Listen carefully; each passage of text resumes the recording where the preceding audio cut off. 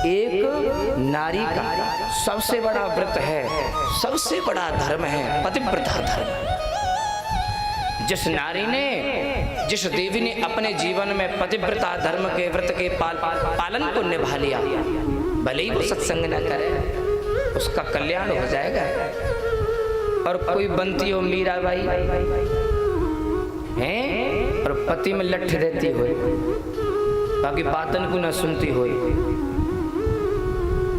कबो कल्याण नहीं हो सकता। मीराबाई बनने की बात आ जाए तो मीराबाई जैसी भक्ति मिलती कहाँ है किसी। मीराबाई जैसी भक्ति नहीं हो सकती। लोग अपने आप को मीराबाई का नाम दे देते, महाराज मीराबाई भी तो थी।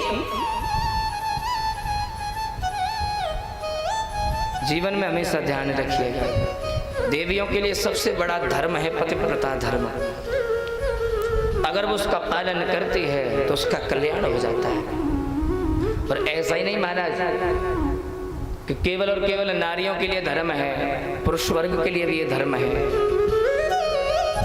उसके लिए भी धर्म है। सारे व्रत और धर्म केवल नारी के लिए नहीं बताए हैं, पुरुष वर्ग के लिए भी हैं, तो उसे भी कुछ व्रतों का पालन करना चाहिए।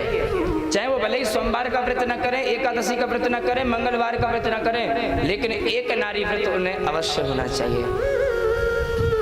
एक नारी व्रत उनको रखना चाहिए।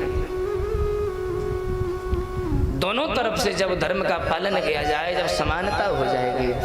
लेकिन आज के समय में संबंधों की बड़ी दुर्दशा हो गई है। छोटी छोटी बातों पर घर में क्लेश हो जाता है, कोई किसी की सुनने के लिए तैयार ही नहीं है।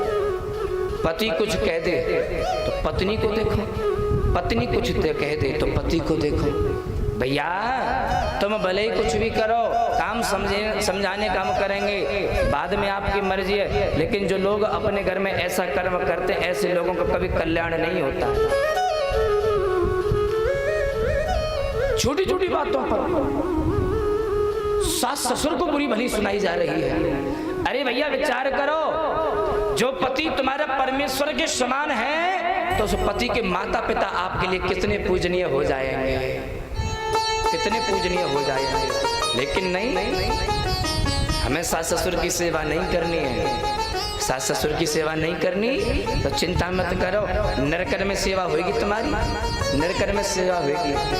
खोल दी हुई कढ़ाई में जब छो लगेगा ना, जब समझ में आवेगी, है करो जो मन की करनी हो। जीवन में ध्यान रखना, छोटा सा जीवन है, जीवन को साधने का काम सत्संग करता है, जीवन को साधने का काम सत्संगति करती है। संतों का संग जीवन को साधने का काम करता है। आप लोग कथा श्रवण करो और कथा श्रवण करके अपने घर जाओ, और जिस हाल में कथा सुनने आए थे और उसी हाल में कथा सुन करके घर चले जाओ, तो इसको कथा सुनना नहीं कहते। जब तक आप उस कथा को अपने जीवन में नहीं उतार लोगे, तब तक आपका कल्याण नहीं हो सकता है। बोलना पड़ेगा। छोटी छोटी बातों पर घर में क्लेश हो रहे हैं। पत्नी देवी जी पति को गालियां दे रही, सास ससुर को गालियां दे रही हैं, पतिदेव पत्नी को गालियां दे रहे हैं। अरे भैया, तुम जिन बच्चों के सामने आपस में झगड़ा कर रहे हो, एक दूसरे को गाली दे रहे हो, वो समय दूर नहीं है जिस दिन तुम्हारे बच्चे भी गालियां देना प्रारंभ कर देंगे। तुम्हें क्या लगता है तुम्हारे बच्चे होमवर्क करते, तुम्हारी बातों को नहीं सुनते? ऐसा कुछ नहीं है, कोई होमवर्क नहीं हो रहा, सारी की बातें सब फीड हो रही हैं, सारी बातें मस्तक में फीड होती हैं। इसलिए हमें चाहिए कि बच्चों के सामने कभी भी गाली गलौज न दे। बच्चों के सामने पत्नी को गाली दे रहे हो, माता पिता को गाली दे रहे हो, हैं ध्यान रखिएगा।